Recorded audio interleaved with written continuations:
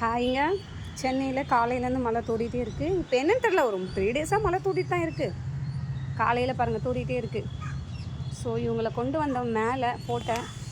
நான் எழுந்ததை கொண்டு வந்து மேலே விடுவேன். ஆனால் இதில் டோனும் ஃபிலோ என்ன கேட்டகரின்னா, நான் மேலே வந்தால் தான் வராங்க. ஸோ நான் கீழே இறங்கினதும் இறங்கிடுறாங்க. அது பாருங்கள், மேக்ஸ் ஆஷாக்கு வாங்கினது அது. அதில் அவங்க விளையாடி, அதுக்கப்புறம் அடுத்த கேட்டகரி விளையாடி, ஃபைனலி இப்போ இவங்க அதை ஒரு கட்டத்தில் நான் கட்டியே போட்டுட்டேன். ஏன்னா இதில் கம்பி இருக்குது தெரியுதுங்களா, அந்த கம்பி வந்து குழந்தைங்க கண்ணை குத்திர போகுதுன்னு சொல்லிட்டு தான் நான் விளையாட போடுறதே இல்லை. அது காற்றடிச்சு விழுந்துட்டுருக்கு பார்த்தீங்களா. அப்பவும் பார்த்தீங்களா என்ன சேட்டை பண்ணுறாங்க. பிள்ளைங்களுக்கு கம்பி கிட்டி கண்ணை குத்துச்சுன்னா ரிஸ்க்கு தான், நான் விளையாட கொடுக்க தெரியல. அது காற்றுல பறந்து வந்துட்டுருக்கு. ரோஜா பாருங்கள், ரோஜா மழை தூர்னாலும் பயப்படாது, ஏன்னா அதுக்கு கீழே வர தெரியாது.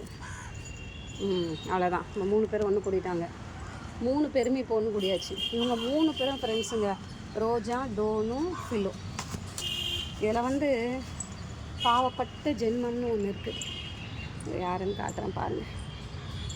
பா மேக்ஸ் பா சாமி தங்கம் பார்த்தீங்களா, யாருக்கிட்டையும் சேர மாட்டேங்குது.